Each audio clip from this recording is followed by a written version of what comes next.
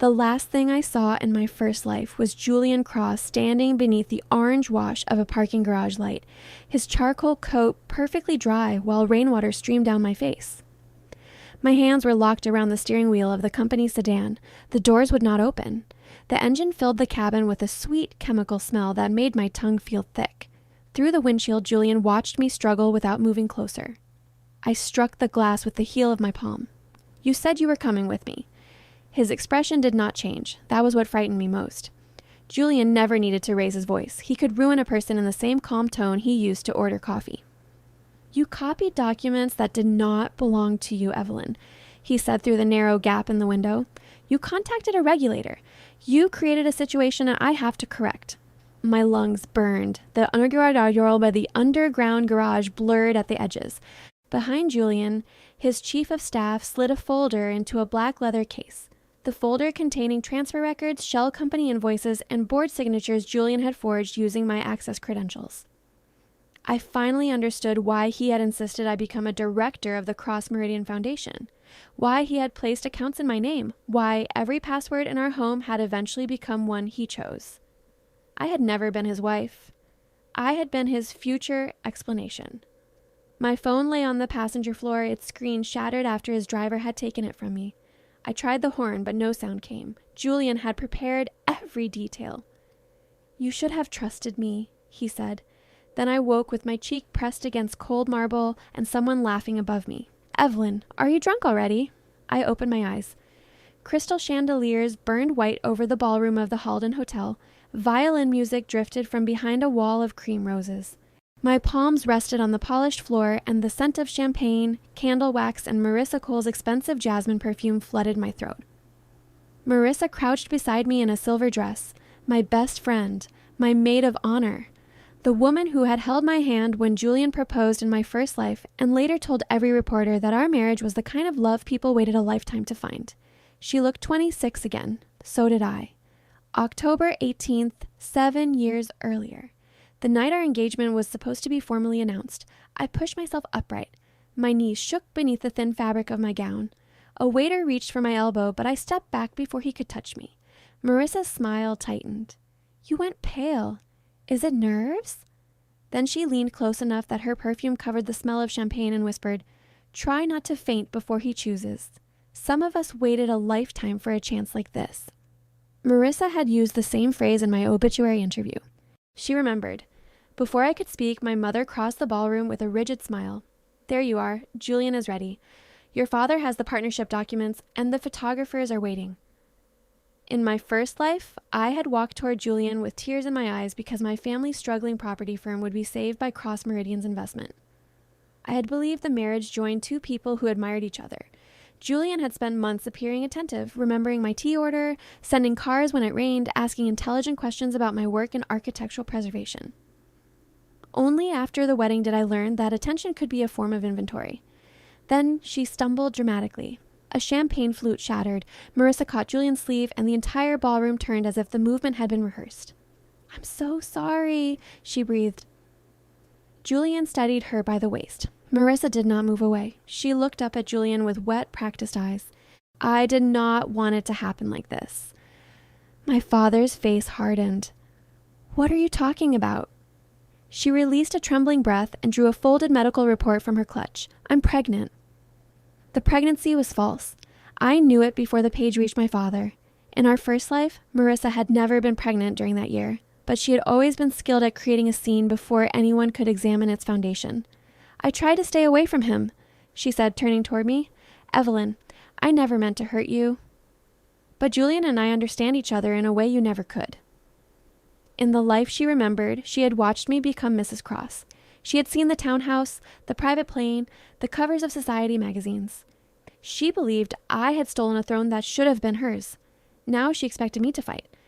My mother did too. "Evelyn, say something." Julian finally looked directly at me. His gray eyes held no embarrassment, only curiosity.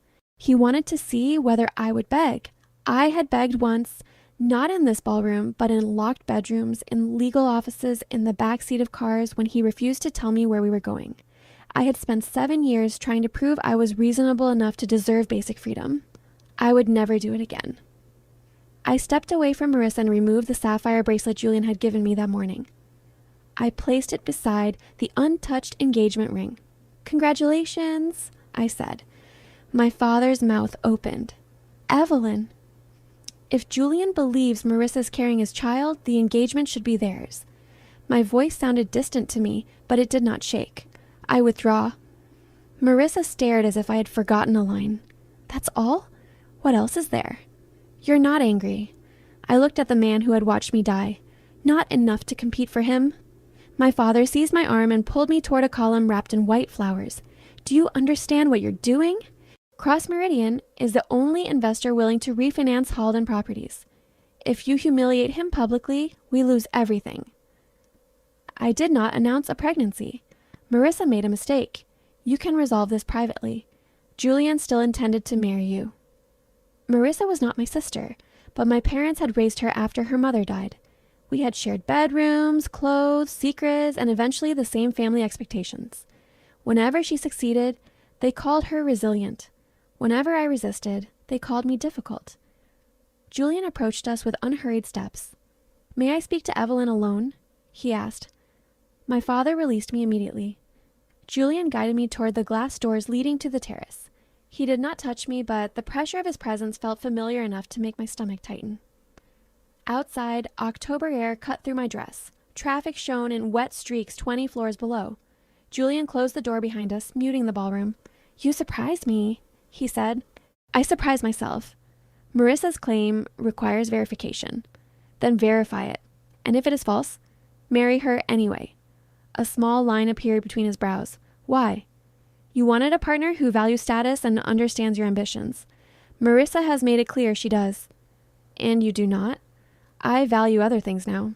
His gaze rested on my face, searching for jealousy. This is not how abandoned women usually behave. Then perhaps I am not abandoned. The terrace door opened behind us. Marissa stood there, one hand resting over her flat stomach. "Julian," she said softly, "the photographers are asking questions." He continued watching me for another second. Then he smiled without warmth. "We will finish this conversation later." "No," I said, "we won't."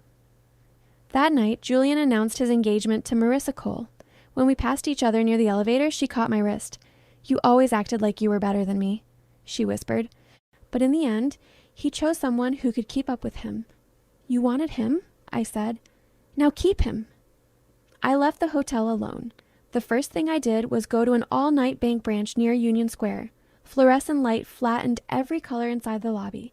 My hands trembled while I opened an account at an institution my family had never used.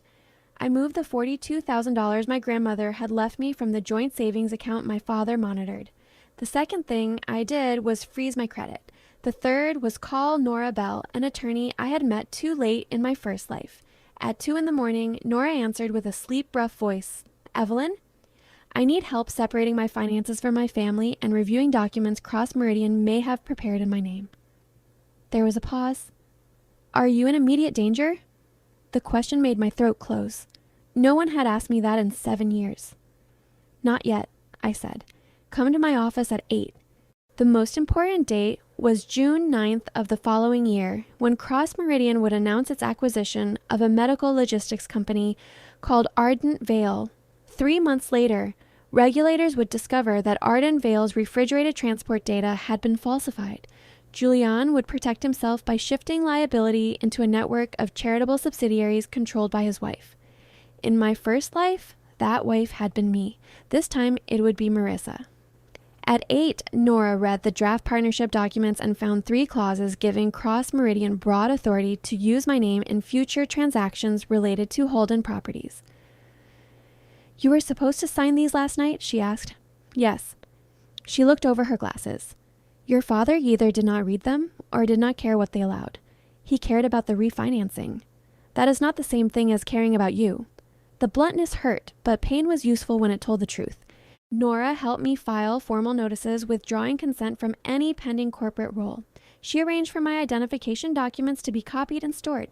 She drafted a letter stating that no one in my family had authority to execute contracts for me. For the next 2 weeks, my family tried to punish me back into obedience. My father removed me from the Halden Properties payroll, even though I had managed restoration projects for 3 years. My mother told relatives that I had suffered an emotional breakdown. An aunt called to explain that men like Julian did not tolerate public disrespect and I should apologize before I became permanently unmarriageable. I did not argue. I packed my clothes, my grandmother's letters, and a blue ceramic bowl I had made in college. I moved into a narrow apartment above a bakery in Brooklyn, where the radiators clanged at night and the bedroom window faced a brick wall. The first evening, I sat on the floor eating lentil soup from a paper container because I had no table. The room smelled of fresh bread from downstairs. A bus sighed at the corner every 12 minutes. Somewhere above me, a child practiced the same 4 piano notes again and again. It was the least luxurious place I had lived. I slept for 9 uninterrupted hours. Work was harder. No major firm wanted to hire the woman society pages described as the CEO's discarded fiancé. Julian never contacted me directly, but offers vanished after interviews. References stopped returning calls.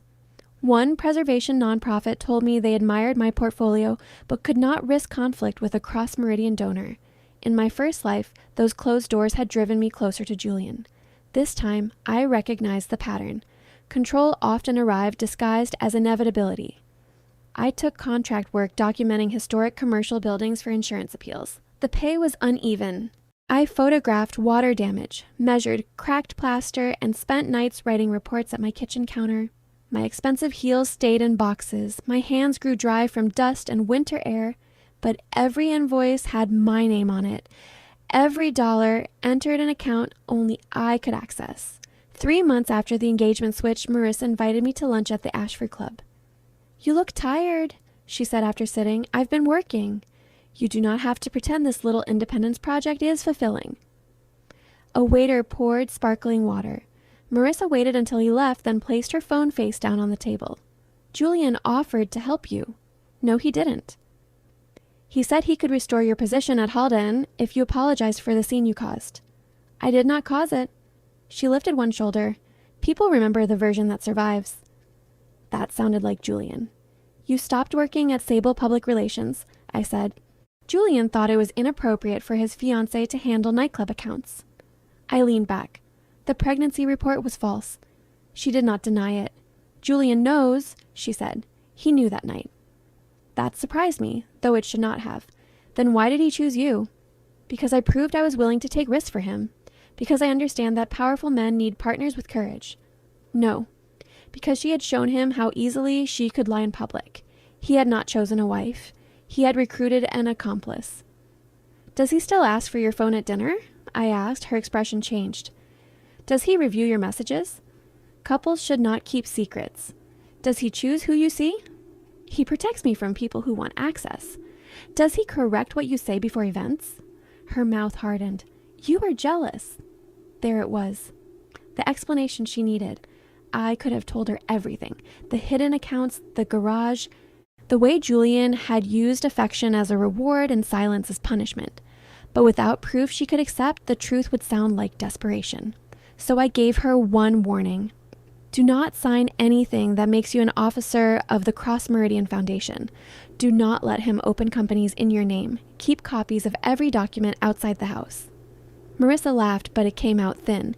"You think I'm stupid?" "No, I think you believe being chosen makes you safe." Her eyes flashed. "He loves me." "He likes that you obey him before he asks." "You lost him," she said. "Stop trying to make that loss noble." At a museum fundraiser, Marissa appeared in a pale gold gown and told a reporter she hoped to continue supporting independent arts organizations after the wedding. "What Marissa means," he said, "is that she will focus on the Cross Meridian Foundation, where her energy can be directed more effectively." His hand settled at the base of her neck.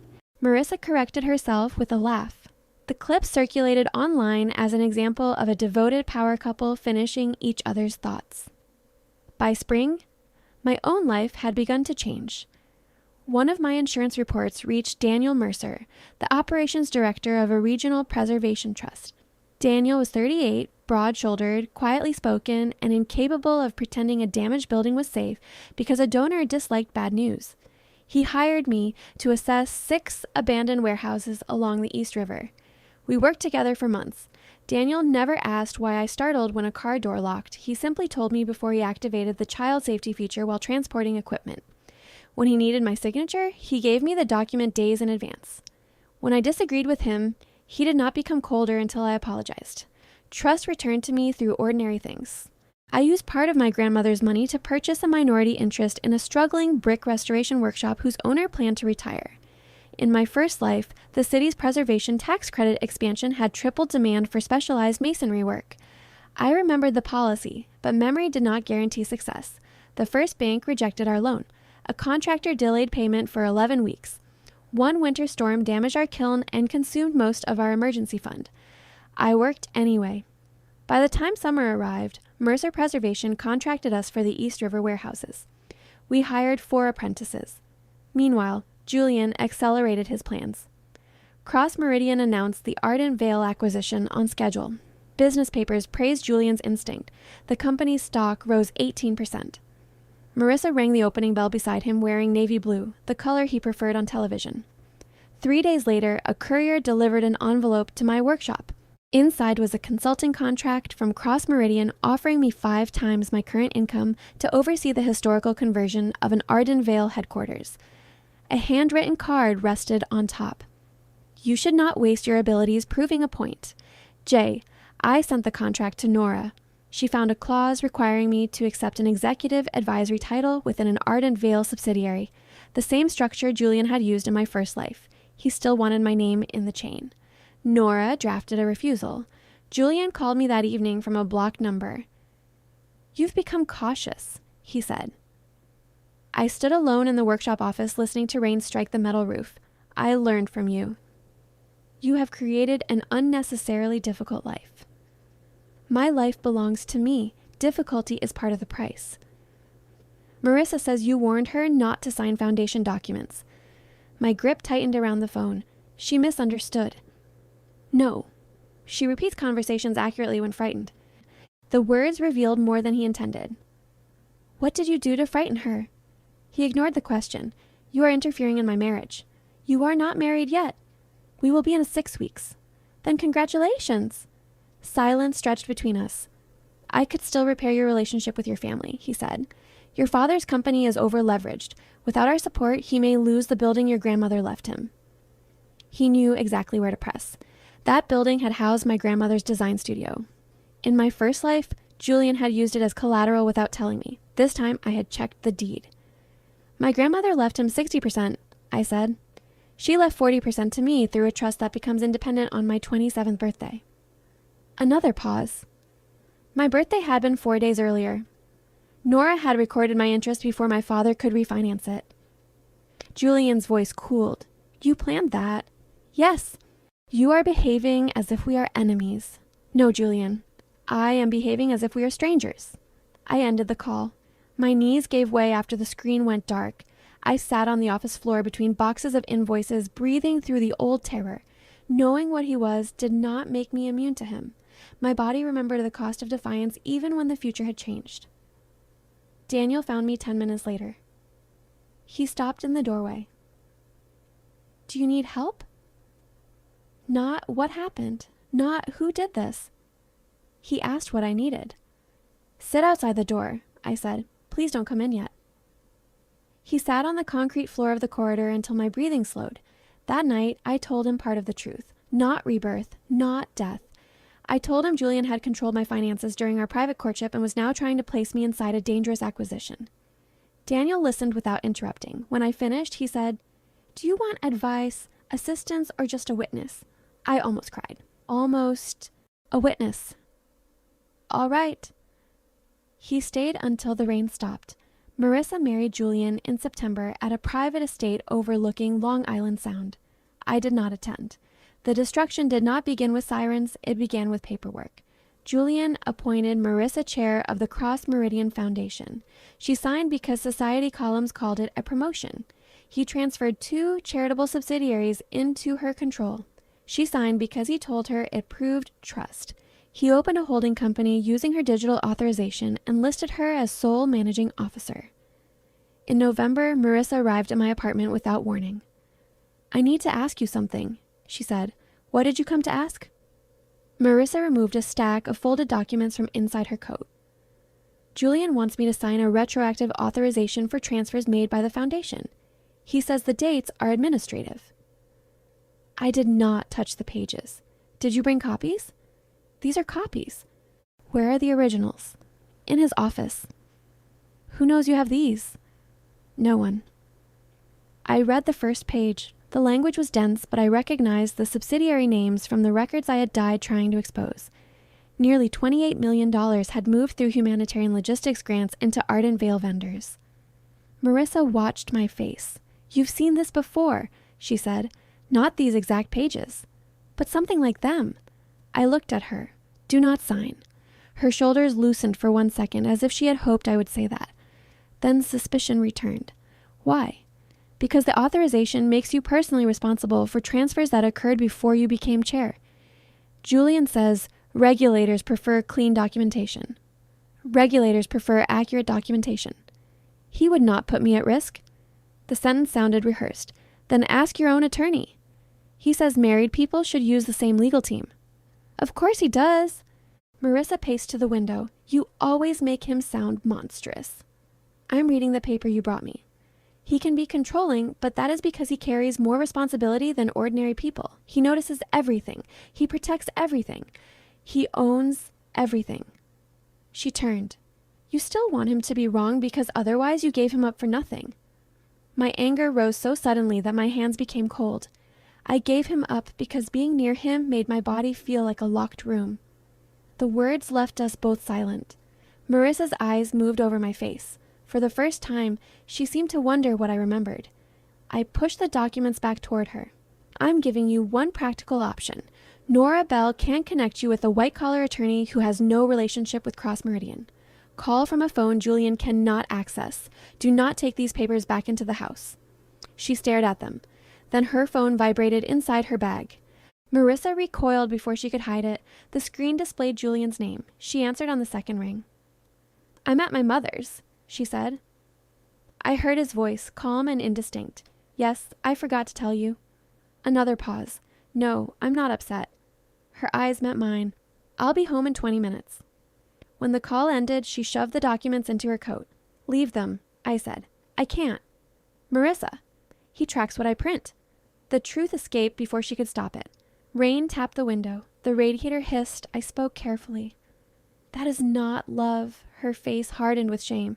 "You don't get to define my marriage." She left with the papers. 3 weeks later, federal investigators visited the Cross Meridian Foundation.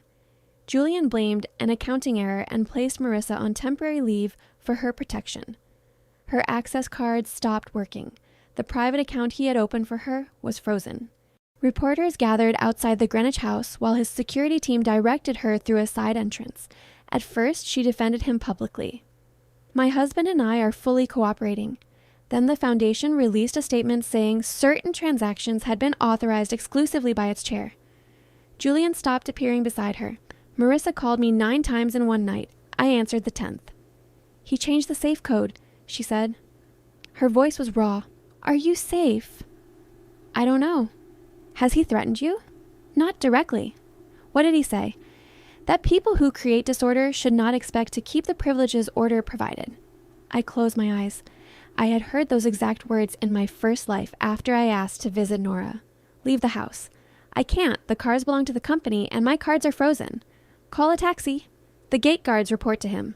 "Call the police." "And say what? That my husband changed a safe code?" "Go to a bathroom," I said. "Turn on the shower. Tell me whether there is a service entrance near the kitchen." "There is a delivery gate behind the conservatory," I continued. "The lock releases during fire alarms." "Is the alarm panel still inside the pantry?" "How do you know that?" "Is it there?" "Yes." "Pull it. Walk out with nothing you cannot carry." I called Nora, who contacted an attorney named Samuel Price and arranged for him to meet Marissa at a police station. Daniel drove me to a 24-hour pharmacy 2 blocks from the estate because I could not stop shaking enough to drive myself. At 1:14 a.m., Marissa entered through the automatic doors wearing house slippers and Julian's oversized coat. Her lips were blue with cold. She carried a canvas grocery bag containing the transfer documents, 2 phones, her passport, and a flash drive. I thought you'd make me beg. I'm not taking you home with me. I helped you leave because you were unsafe, I said. I will give evidence to your attorney. I will not lie for you, pay your debts, or let you move into my apartment. I will not become responsible for your life. Her ease filled. We were best friends. We were. I thought you had everything. I had rooms I could not leave and jewelry I was not allowed to sell. Her mouth trembled. In the other life, she whispered, you disappeared after the investigation. Julian said you had stolen money and fled the country. I felt the pharmacy floor tilt beneath me, so she did remember. She had watched me vanish and believed his explanation. I didn't flee, I said. Marissa gripped the grocery bag. What happened? He locked me in a car and watched me die. The words were quiet. Daniel stepped farther away, giving us privacy without pretending he had not heard. Marissa's knees buckled against a display of bottled water. She caught herself on the shelf. No. Yes. No, he became chairman. He expanded the company. He gave interviews about surviving betrayal. He needed a dead wife more than a divorced one. She covered her mouth. For several seconds, the only sound was the refrigerator compressor near the pharmacy counter. Then Marissa whispered, I stole him from you. You volunteered to stand where I had been standing. I thought you were ungrateful. I thought if I loved him better, if I understood him better, he would give me the life you wasted.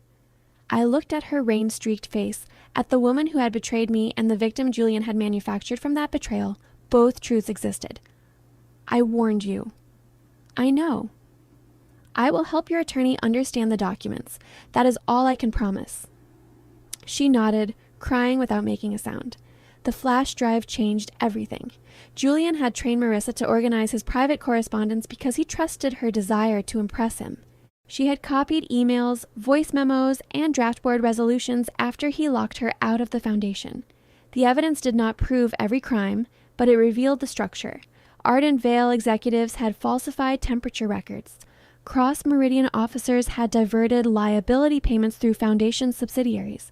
Julian had ordered retroactive authorizations and discussed consolidating exposure under the spouse-controlled entities. One voice memo captured him instructing his chief of staff to ensure Marissa signed before auditors arrived. He had created his own defeat because he believed nobody close to him could resist forever. Nora coordinated with Samuel Price. I provided my old engagement contract, the consulting offer Julian had sent, and notes from the blocked call in which he pressured me to accept an advisory role. Daniel gave a statement about finding me distressed after the call. My father, faced with losing Halden properties and possible charges, finally surrendered the financing records. The final confrontation happened at Cross Meridian's emergency shareholder meeting in February. Inside the boardroom, he presented a clean narrative. Marissa had exceeded her authority. She had approved transfers to benefit her family. She had concealed records and fled the marital residence when confronted. Marissa sat with both hands flat on the table. Once she would have interrupted. Now she waited. When Julian finished, the committee's attorney connected the first audio recording. Julian's voice filled the room. Place the ardent exposure beneath the foundation entities before quarter close. Marissa will authorize it. She wants legitimacy. Give her a title and she will sign whatever makes the title feel real. Nobody moved. The second recording discussed my proposed advisory position. If Evelyn accepts, we divide the chain. If she refuses, proceed with Marissa alone. She is easier to direct. Julian's jaw tightened. That recording is incomplete, he said. The attorney displayed the email metadata, server backups, and messages from his chief of staff confirming dates. Bank records followed. Draft authorizations followed. Then a security log showing Julian's office had accessed Marissa's digital signature after her credentials were supposedly suspended. Each piece was ordinary. Together, they became a cage built around its architect. Julian turned toward me. You orchestrated this. No. You poisoned her against me. Marissa finally spoke. You did not need Evelyn to poison me. You only needed to keep talking when you thought I was too frightened to listen. His face changed then. Not into rage, into contempt. You would have had nothing without me. Marissa's shoulders flinched, but she held his gaze. That was what you needed me to believe. Security officers entered after the board voted to suspend Julian and refer the evidence for criminal prosecution. He did not struggle. Men like him rarely imagined consequences until the moment compliance was demanded from them. As he passed me, he stopped. "You think this makes you free?" he murmured. "You will spend the rest of your life measuring every man against me." The old Evelyn might have heard a curse. I heard desperation. "No," I said. "I measure doors now. I notice whether they open from the inside." He stared at me, then security led him away. Cross Meridian stock collapsed. The board canceled the Ardent Vale acquisition and entered a monitored restructuring. Julian was charged with conspiracy, securities fraud, obstruction, and falsification of corporate records. His chief of staff accepted a cooperation agreement. Her false pregnancy claim became public when opposing counsel challenged her credibility. She admitted signing documents without independent review and accepted a civil settlement that stripped her of most gifts Julian had transferred to her. She was not charged in the central fraud after prosecutors concluded she had been manipulated and later cooperated, but her professional reputation did not recover quickly. She moved into a rented studio in Queens and found administrative work at a community legal clinic. We did not become best friends again. Some wounds closed without disappearing. She called once a month at first. I answered when I had the capacity. When she apologized, I did not comfort her. When she tried to explain that envy had made her cruel, I told her explanations were not repairs. Over time, she stopped asking for forgiveness as a reward for remorse. She began doing the work anyway. My parents were harder. My father avoided prison by cooperating, but Halden Properties lost most of its holdings. My mother sent long letters describing how frightened they had been and how Julian had deceived everyone. I returned the letters unopened for 6 months. Eventually, I agreed to meet them in Nora's office. "I will not manage your debts," I said. "I will not return to the company. You will not discuss my private life with reporters or relatives. If you blame me for what Julian did, contact ends." My mother cried. My father stared at the table. I left without embracing either of them. Boundaries felt cruel only to people who had benefited from their absence. The brick workshop survived. The city tax credit expanded as I remembered, but success came slower and steadier than the fantasy I had once imagined. We restored school facades, row houses, 2 libraries, and the East River warehouses. I became majority owner after my partner retired. Our apprentices earned certifications and trained others. Daniel remained beside me without trying to stand in front of me. He learned that I slept better with the bedroom door open. I learned he hummed while reading contracts. He never surprised me with expensive gifts. He asked what I needed. The first time he gave me a key to his apartment, he also reminded me I did not have to use it.